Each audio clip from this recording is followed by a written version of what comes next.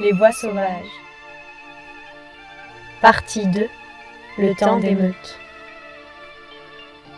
L'horizon d'anarchie et l'insurrectionnalisme comme réponse au désastre et sa norme. Contre-vent et nouvelle marée.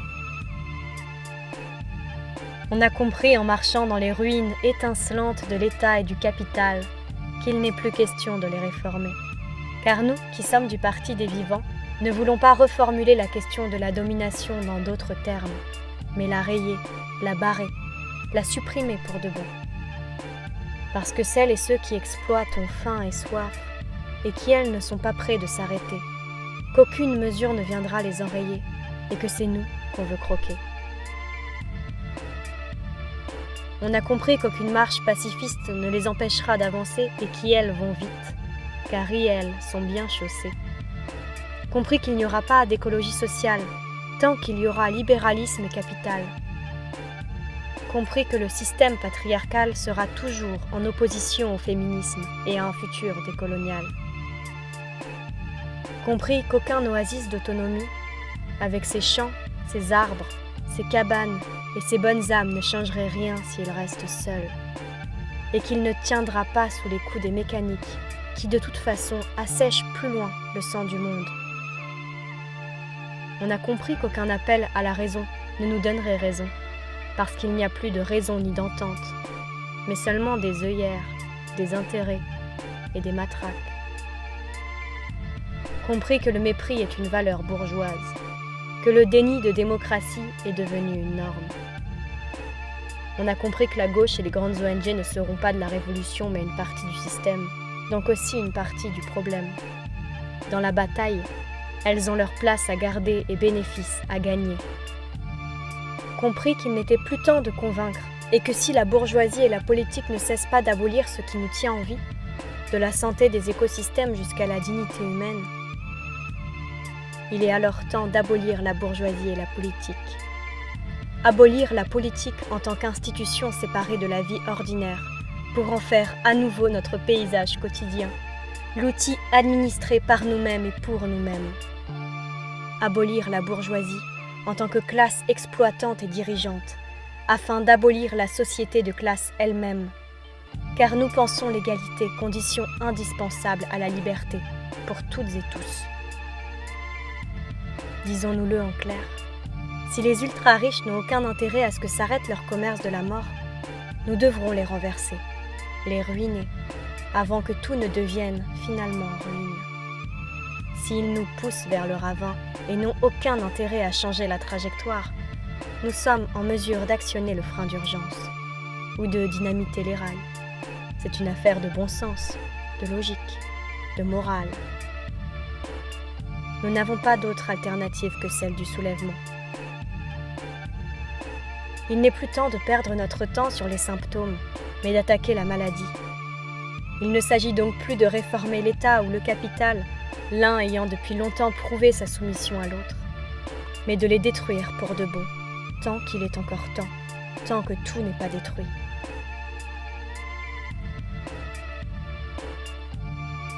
Quand le gouvernement viole les droits du peuple, l'insurrection est pour le peuple et pour chaque portion du peuple le plus sacré des droits et le plus indispensable des devoirs.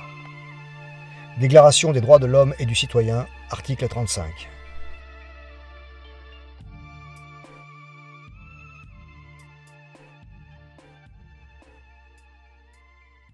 À l'heure de la technopolis, où le ciel, en même temps qu'il se vide d'oiseaux, s'emplit d'escouades de drones, et que la cybernétique tisse les liens de nos camisoles, il semble nécessaire d'adapter nos méthodes. Les victoires qui viennent seront alors celles des esprits inventifs et des forces finement articulées. Après plus d'1 an dans les rues, à les repeindre en jaune et noir, de manifs sauvages aux occupations d'espace, nous constatons que l'appareil répressif est une mécanique sans cesse ajustée, chaque fois plus performante. Pire, il semble que nous lui offrons à chaque sortie la chance de parfaire sa chorégraphie répressive. Chaque attroupement est l'occasion d'une surenchère autoritaire. Le gouvernement fera l'échec qu'il faudra pour l'équipement policier, tant qu'ils permettront de mater la plèbe, toujours insurgée. Nous en sommes à ce point de rupture. Le gouvernement ne tient plus que par sa police. Si les Gilets jaunes ont permis de redéfinir un peu les standards de la manifestation, il est désormais temps de redéfinir les standards de la résistance, ou de revenir aux bonnes vieilles méthodes. Pour l'heure, nous ne gagnerons pas les luttes symétriques, le face-à-face corps à corps. Nous sommes désormais trop attendus et encore trop peu efficaces. Les pièges sont posés. Les mâchoires d'acier prêtes à se refermer sur nos pattes quand nous franchirons la ligne. Finir en cage n'est pas une perspective. Alors il nous faut décaler le combat, désaxer les attaques, trouver d'autres angles, d'autres fenêtres de tir et nourrir la rafale. Saisir l'initiative et prendre l'avantage. À force d'inventivité, rendons les luttes androgynes et polymorphes, donc inarrêtables. Fini les émeutes régulières, l'heure est à la surprise. Si nous devons ainsi muter, la stratégie de l'action directe semble pertinente pour rebattre les cartes. Elle ne se pose plus en réaction comme le font les manifs, mais prend l'initiative, offrant ainsi un bel avantage par l'avance qu'elle permet. Elle invite à faire de l'ombre un manteau et de la surprise une alliée. Soyons imprévisibles autant qu'ingouvernables.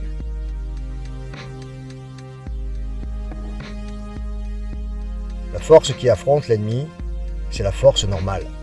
Celle qui prend de flanc, c'est la force extraordinaire. Les ressources de ceux qui sont experts dans l'utilisation des forces extraordinaires sont aussi illimitées que les cieux et la terre, aussi inépuisables que les flots des grands fleuves. Elles s'achèvent puis se reforment, cycliques comme le sont les mouvements du ciel et de la lune. Elles expirent puis renaissent à la vie, se répètent comme les saisons qui passent. Au combat, seule existe la force normale et la force extraordinaire. Mais leurs combinaisons sont illimitées. Sun Tzu, l'art de la guerre.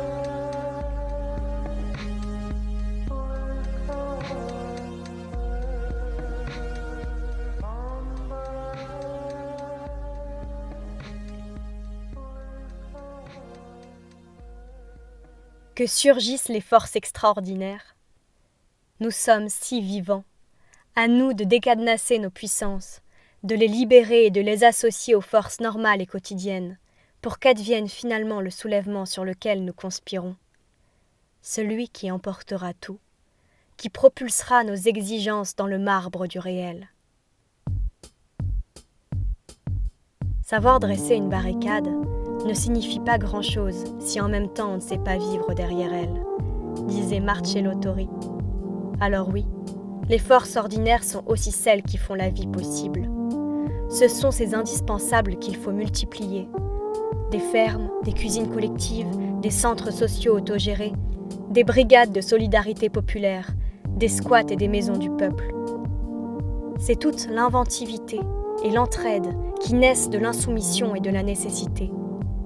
C'est tout ce dont nous avons besoin et à quoi nous répondons en le faisant nous-mêmes. Ce sont tous ces terrains quotidiens que nous libérons de l'emprise capitaliste pour les refaire communs. C'est tout ce dont nous nous abreuvons à la mamelle de la révolution. Fédérons ces ordinaires à l'extraordinaire. Ce n'est que par la densification et la coordination des tactiques que nous pourrons créer un bras de force assez puissant pour qu'aboutissent nos contre-pouvoirs. Pour destituer les gouvernants tout en érigeant nos structures, pour exproprier la classe capitaliste et municipaliser les outils, pour renverser le pouvoir et mettre enfin un terme au drame, pour festoyer dans les flammes. Tout cela ne pourra se faire que par la constitution et l'organisation de groupes autonomes, clandestins et déterminés, et leur coordination avec des mouvements larges, populaires, prolétariens et chamailleurs. On a fini par comprendre que le régime des lois et du pouvoir est forcément un régime bourgeois, et que nous ne pourrons les vaincre et nous affranchir qu'en nous faisant hors la loi. On a compris que c'est eux les bandits, quoi qu'on en dise.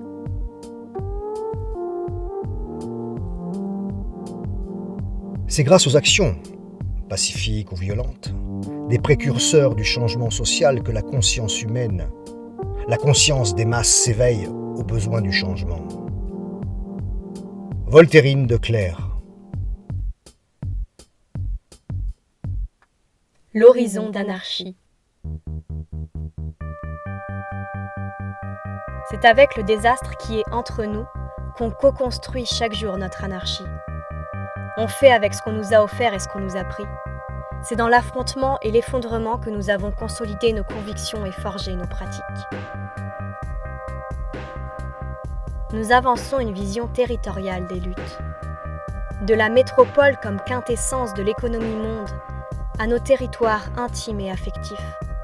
Tout se distingue entre zones occupées et zones libres. Dans l'algorithme productiviste, chaque parcelle est une proie. Chaque bout de corps du monde est un espace à soumettre, à courber pour qu'il transpire le rendement.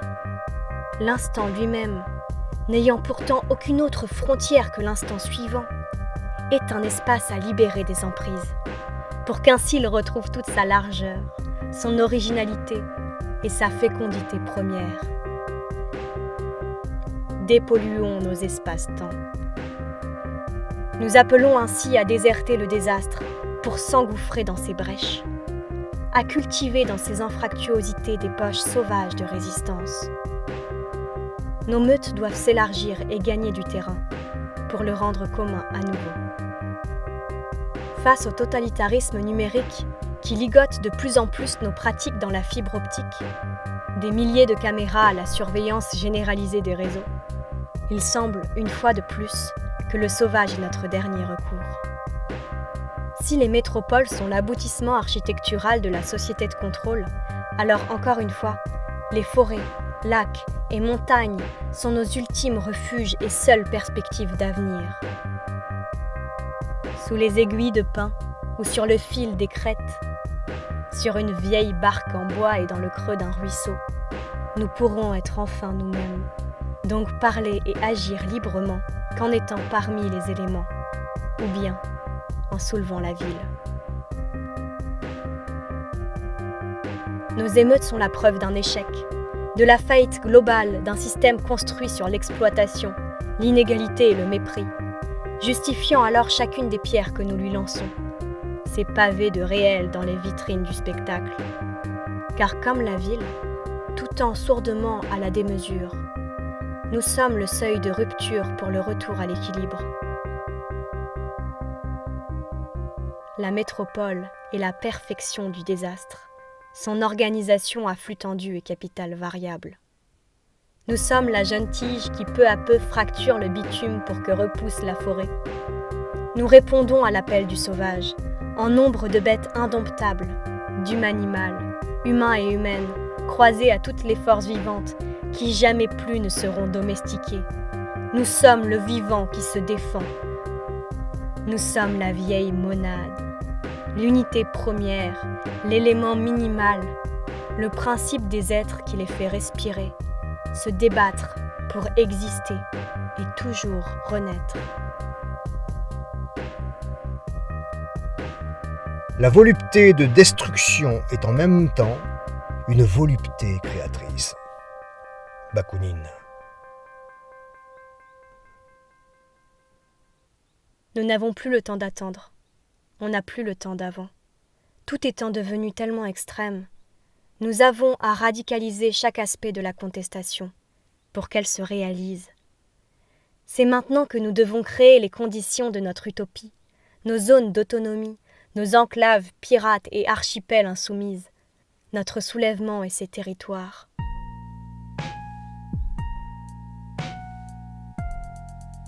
Alors, nous allons faire de l'anarchisme un art de vivre, de l'illégalité une méthode et de l'insurrection une devise. Il n'est plus temps de se battre, mais de gagner. Nombre de désastres nous rappellent chaque jour que l'heure tourne et qu'il nous faut des victoires, ne serait-ce que pour se donner du baume au cœur, du courage pour continuer et en gagner d'autres. Nous avons trop été mis au pied du mur. Construisons-nous des béliers et récupérons les pavés. Les gouvernements sont ceux de la honte. Alors nous allons nous rendre autonomes, jusqu'à être ingouvernables. Autonomes aussi, car face aux crises qui arrivent, le tissage de l'autonomie sur tous les territoires est plus que nécessaire, tant pour continuer à vivre que pour nous lier face aux mortifères, contre les raisons de la colère. Autonomes jusqu'à récupérer notre entièreté. Organisons-nous pour refuser l'humiliation, pour en finir avec la servitude et l'obéissance, pour la dignité, pour oser ne pas vivre à genoux, pour le frisson, pour l'adrénaline d'une vie pleine qui ne s'obtient qu'en l'arrachant, car ici tout est fait pour l'aliénation, mais aucune de vos marchandises ne rend libre. Aucune de vos lois n'est la nôtre. Aucun de vos états ne nous va. Aucun de vos spectacles ne nous plaît. À la question « Pourquoi suis-je anarchiste ?», je pourrais répondre par une simple phrase. Parce que je ne peux pas faire autrement et que je ne peux pas me mentir à moi-même. Voltairine de Cleyre. Alors, nous ne pourrons nous épanouir qu'en terre d'anarchie. Là où les libertés se complètent, où les forces s'assemblent, là où les gouvernements s'arrêtent et où la puissance commence. Nous ne mettrons plus aucun genou à terre, mais avancerons dans les contrevents, les coudes serrés aux camarades et le drapeau noir sur l'épaule. Ce vieux drapeau usé. Il faut croire que nous ne le planterons jamais pour de bon. Nous sommes comme un peu condamnés à l'errance, car cette terre sans frontières que nous visons est un objectif sans fin. À mesure que nous grandissons, nous cherchons ce lointain pays de notre enfance. Cette Arcadie recule à mesure que nous avançons, car il n'y aura pas d'espace pour toujours libéré, pas d'arrivée définitive, pas de province idéale, mais toujours des insoumissions et des coups de sabre, au nom du mutin qui se libère et de la beauté du geste. Qu'importe la distance, nous ferons le voyage, libres de choisir nos chemins. Nous sommes partis pour une conquête permanente qui ne mène à aucun autre pays que celui de tous les jours. Cet instant où nous nous tenons debout et que nous voulons libres de toute oppression, vaste et ouvert de possible, offert à toute son intensité poétique et spontanée. Nous ne nous promettons donc rien d'autre que le combat quotidien et la joie sans limite. N'y a-t-il pas de quoi s'amuser ? On trouvera bien de tout sur cette terre, mais sûrement pas d'anarchistes laissés à l'ennui.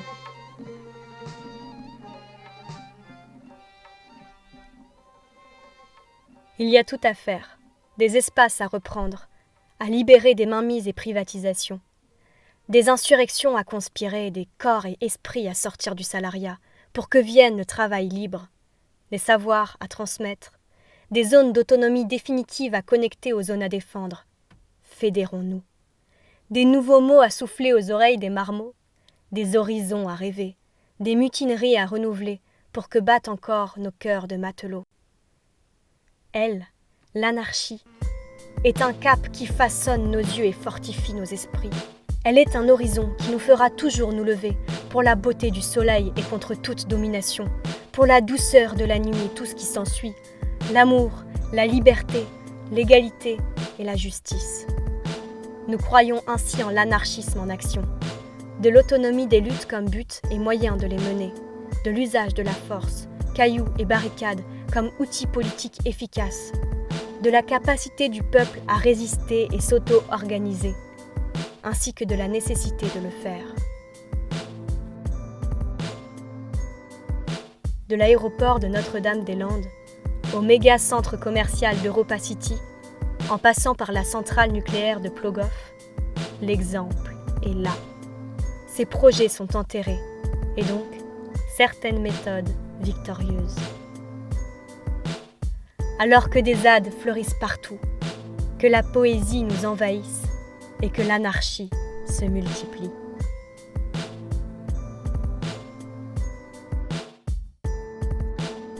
Nous sommes les enfants des sorcières que vous n'avez pas pu tuer. Nous sommes les enfants des pirates que vous n'avez pas pu capturer. Nous sommes Black Bloc et utopistes. Nous sommes révolutionnaires et zadistes. Nous sommes la rue et le bar tabac.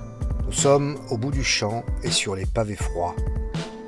Nous sommes toutes celles et ceux qui triment et tiennent le monde vivant, devenu, par la force des choses et le rabot du système, partisanes et partisans.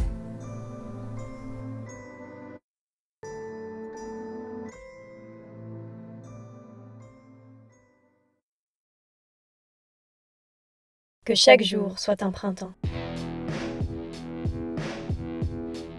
On a des vies multicolores sous notre drapeau noir. Nos existences sont bien plus folles que ce que promettait l'enfance, l'école et l'emploi. Nous voulons tout. On a de grands sourires sous nos cagoules, de belles lumières sous nos capuches sombres. On est enfants de la catastrophe. Nous cohabitons avec l'effondrement. On est le produit de notre environnement.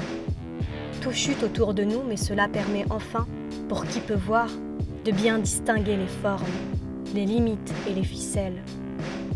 On est projeté dans la nouvelle guerre, qui est le prolongement de la vieille guerre sociale, à l'orée des algorithmes et du big data, et le début de la chute des écosystèmes sous l'effet de leur viol intensif par les industries États. C'est caviar contre kebab et pelleteuse contre cabane. Cette nouvelle guerre est étrange, et d'autres ne la comprennent parfois pas. Pas grave, nous on l'a fait. Et on essaye de l'expliquer, de raconter un peu notre histoire, mais quand le désastre est trop grand, il n'y a plus de mots. Des fois, on ne sait même plus quoi dire tellement c'est la merde. Nous pourrions alors, comme une irruption spontanée, venir tout brûler sans rien demander, saccager sans rien revendiquer. Juste le dégoût d'un monde que nous voulons détruire pour que demain en fleurisse un nouveau. Des cendres pour fertiliser. Quand il n'y a plus rien à dire mais tout à faire. Quand la vie a été tant soumise qu'elle doit aller au combat pour reprendre ses droits. Nous en passerons peut-être par là. Puisqu'on est sous l'effet de surprise, pourquoi pas, on verra. En tout cas, on vivra pas deux fois. Alors on fait la guerre à celles et ceux qui nous condamnent. Nous et tout le vivant qui vit et qui suit, qui sue et qui vibre. Il n'y a pas une méthode, il y en a 1000. Et si tu sais pas quoi faire, il y a forcément quelque chose pour toi. On fait la guerre, et c'est comme ça. On l'a fait, et si tu veux pas la faire, c'est ton choix. Mais c'est un choix. Rien n'est neutre. Impartial, ça n'existe plus. Impartial, ça n'existe pas. Si tu ne participes pas à la lutte, tu participes à la défaite. Bertolt Brecht. On a la braise au cœur et le cœur au vent. C'est-à-dire que le monde souffle et qu'on est l'incendie. C'est-à-dire que le monde souffre et qu'on veut le réparer. Peu importe qu'on soit 20, 100, 1000. On s'éparpille et puis on crie, zad partout, et vive l'amour. On affronte la police et on prend la rue. On prend des rhumes. On casse ce qu'il y a à casser et on reconstruit ailleurs. On est le sabot dans la machine, le caillou dans la chaussure. Dans saboter, il y a beauté. On occupe des zones et on habite vraiment. C'est pas de l'entassement. On fraude, on choure et on récupère. On troque, on donne, à bas l'argent. On fabrique et on bricole. On bidouille et on a notre culture de résistance. On cultive nos liens et les légumes. On sait plein de trucs et on en invente d'autres. Des langages, des manières et des histoires. On forme des bandes ouvertes. On fait la fête. Il y aura toujours une place pour toi. On se fout des lois. À bas l'État. On est partisanes et partisans. On est dans les villes et on est dans les champs. On crée nos systèmes, nos structures et nos anarchitectures. On est parallèles et pas pareils. On est sauvages plutôt que robots. On est radicaux et on est belles et on est beaux. On anonymise nos pas. On fait de grands gestes puis on efface nos traces. On les invite ou on rejoint les autres. On vit partout. On mourra quelque part. À cause des flics ou du temps qui passe. Et tant pis pour la poisse. On vomit une partie du monde et on dévore l'autre. On a des camarades partout sur Terre et peut-être ailleurs. On est peu, mais si tu viens, on sera plus. On dit qu'on est bandit et hors-la-loi, mais on est sûr qu'on est dans notre bon droit. On est une meute et on s'émeute. On est vivant et on se défend. Vous l'avez compris. L'horizon d'anarchie et les pratiques insurrectionnelles sont pour nous une réponse au désastre et sa norme. Passé l'indignation, il est temps de faire choix, acte et présence. 2019 fut mondialement l'année des émeutes. 2020 sera peut-être celle des nouvelles meutes. Nous, louves et loups, courrons déjà dans l'ombre des bois. Nous frôlerons souvent la lisière et transpercerons les villes quand il le faudra. Rejoignez-nous. Contre le cloisonnement du monde et l'enfermement du vivant, nos émois et meutes sont extensibles.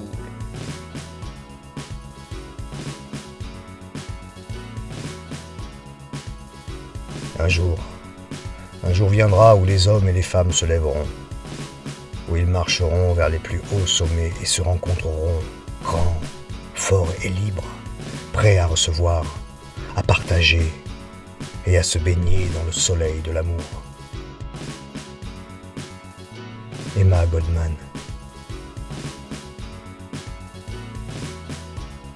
Un texte de Chatterton, avec les voix d'Aliothéose et de Bopi Pluche, et sur des musiques de Lucio Bukowski.